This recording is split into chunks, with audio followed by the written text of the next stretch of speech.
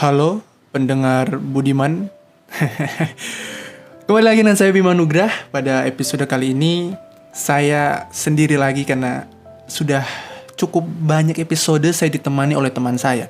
Bahkan episode terakhir, cerita anak seminari pun ditemani teman saya, bahkan 2. Dan ini adalah episode yang sendiri lagi karena sudah cukup lama sejak episode sendiri terakhir saya rekam gitu ya, yaitu di Hati-Hati Spiritual Distancing itu ya, udah lama banget.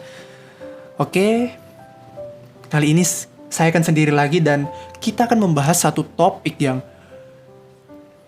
cukup cukup klise ya bisa dibilang ya, karena ini sudah banyak didengarkan, diberitakan begitu, tapi mari kita refleksikan sekali lagi tentang menjadi terang, menjadi lampu LED.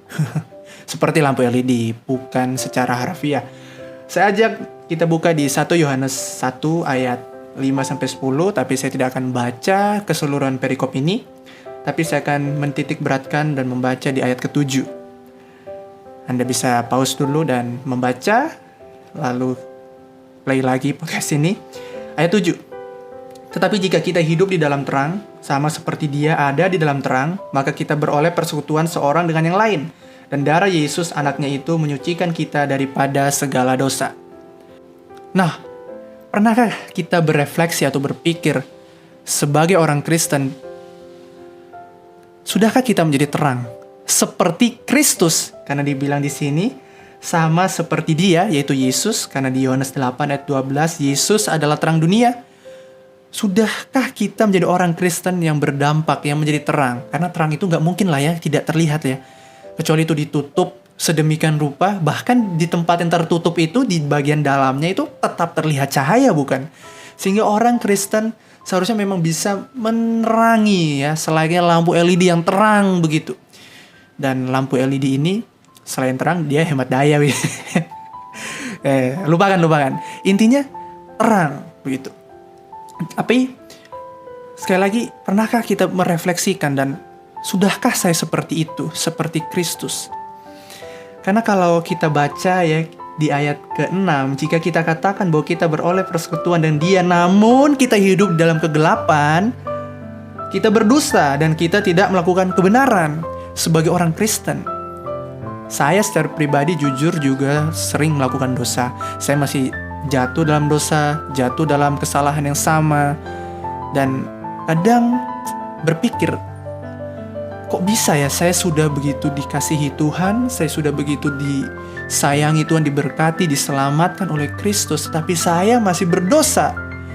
Saya masih melakukan hal yang sama dan kesalahan yang sama, dan tidak menjadi dampak dan terang bagi orang lain. Dan inilah yang ingin saya refleksikan bersama-sama dalam podcast saya kali ini. Sebagai orang yang sudah percaya, seharusnya ya memberi dampak dengan kasih Allah kepada dunia dan tidak lagi hidup dalam kegelapan ini. Seharusnya seperti itu. Tapi nyatanya tidak, bukan? Tapi inilah sebenarnya yang menjadi pengharapan bagi kita, bahwa 1 Yohanes 1 ayat 5-10 tidak sedang menyuruh kita menjadi seorang Kristen yang sempurna, seorang Kristen yang sinless, tidak ada dosa sama sekali. Seorang Kristen yang menghidupi kekristenan secara sempurna. Tidak, no. Yohanes tidak sedang berbicara tentang itu. Maka dari itu di ayat ke-10, jika kita berkata bahwa kita tidak ada berbuat dosa, dan ayat 9, jika kita mengaku dosa kita, ayat 8, jika kita berkata bahwa kita tidak berdosa, maka kita menipu diri kita sendiri. Artinya Yohanes tahu, dan Yohanes sedang membicarakan tentang orang Kristen yang mengasihi Tuhan, yang hidup dalam Tuhan, tetap bisa melakukan dosa. Artinya kasih kita, pengabdian kepada Kristus, terang kita, tidaklah sempurna. Kita harus menerima itu. Dan saya sadar sekali bahwa saya sebagai orang Kristen bukanlah seorang Kristen yang sempurna. Itulah yang ingin Yohanes sampaikan. Tidak ada orang Kristen yang sempurna di dunia ini sehingga dia tidak berdosa. Kalau kita tidak berdosa, maka ayat 7 pun akan sia-sia. Apa yang perlu disucikan oleh darah Kristus? Tidak ada. Karena kita tidak berdosa. Tetapi inilah yang ingin saya sampaikan. Kadang pernyataan ini menjadikan kita malah tidak menghargai anugerah keselamatan itu. Tetapi hidup dalam dosa menggunakan kemerdekaan dari dosa itu, keselamatan Kristus, anugerah Kristus, untuk menceburkan diri ke dalam kolam dosa. Malahan kita hidup dalam dosa lagi, bukan semakin mengasihi Allah. Inilah yang salah sebenarnya, saudara. Seharusnya cara berpikirnya seperti ini. Ketika kita sudah hidup dalam Allah, kita hidup di dalam terang, kita mengasihi Allah, memiliki relasi dengan Allah sehingga kita bisa mengasihi sesama. Namun karena kita tahu kasih kita sebagai manusia tidak sempurna, maka kita beroleh penyucian. Ada kuasa Kristus yang membalut segala kelemahan kita, yang menyempurnakan kita, yang menyucikan kita lagi di tengah segala ketidaksempurnaan kita. Maka sebenarnya ayat 7 ketika dikatakan menyucikan dari segala dosa kita, sebenarnya ini bukan alasan bagi kita untuk terus hidup di dalam dosa. Tetapi kita terus hidup dalam kasih, namun dalam anugerah Allah yang sempurna itu. Karena kita tahu kita tidak sempurna, kita tahu kita tidak mampu melakukan kehendak Allah dengan sempurna, kita seringkali jatuh. Dan itulah yang membuat kita bisa tenang, membuat kita bisa yakin kita tetap maju melawan dosa. Walaupun saya jatuh, saya tahu Kristus menyucikan dosa saya.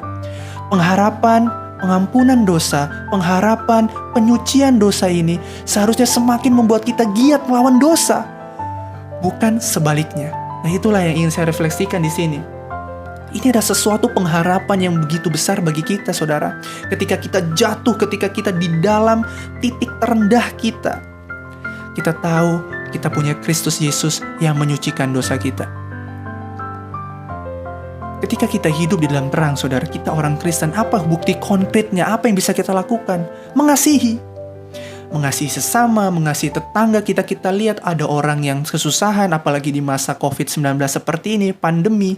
Banyak orang yang membutuhkan kasih kita. Kita bisa mengabarkan Injil di sosial media. Kita bisa menghentikan ujaran kebencian dan hoax, ataupun kita tidak memaki, berkata kasar, atau hal-hal yang tidak senonoh yang kita bisa lakukan di sosial media, kita tidak lakukan.